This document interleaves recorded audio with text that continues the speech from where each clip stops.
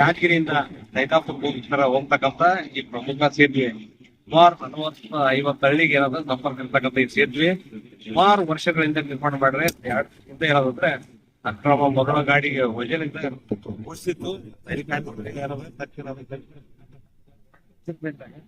ತಕ್ಷಣ ಈಗ ದುರಸ್ತಿಗೆ ಮುಂದಾಗಿರ್ತಕ್ಕಂಥದ್ದು ಇದು ಒಳ್ಳೆ ಬೆಳವಣಿಗೆ. ಆದ್ರೆ ಇದು ತಾತ್ಕಾಲಿಕ ದುರಸ್ತಿ ಆದ್ರೆ ಹೊಸ ಸೇತುವೆ ಆಗ್ಬೇಕಿದೆ. ಎಲ್ಲ ಏನಾದಂದ್ರೆ ಕೆಳಮಟ್ಟದಾಗಿರ್ತಕ್ಕಂಥ ಆಗಿರೋದ್ರಿಂದ ಸುಮಾರು 15 ಫೀಟ್ ಎತ್ತರದಲ್ಲಿ ಇವತ್ತ ಹೊಸ ಸೇತುವೆ ನಿರ್ಮಾಣ ಮಾಡ್ತಕ್ಕಂಥ ಕೆಲ್ಸಕ್ಕ ರಾಜ್ಯ ಸರ್ಕಾರ ಜಿಲ್ಲಾಡಳಿತ ಮುಂದೆ ಆಗ್ಬೇಕು. ಇಲ್ಲಾಂದ್ರೆ ನಮ್ಮ ಹೋರಾಟ ನಿರಂತರ ಇರ್ತಕ್ಕಂಥದ್ದು ನಾನು ಎಚ್ಚರಿಕೆ ಮಾಡ್ತೀನಿ.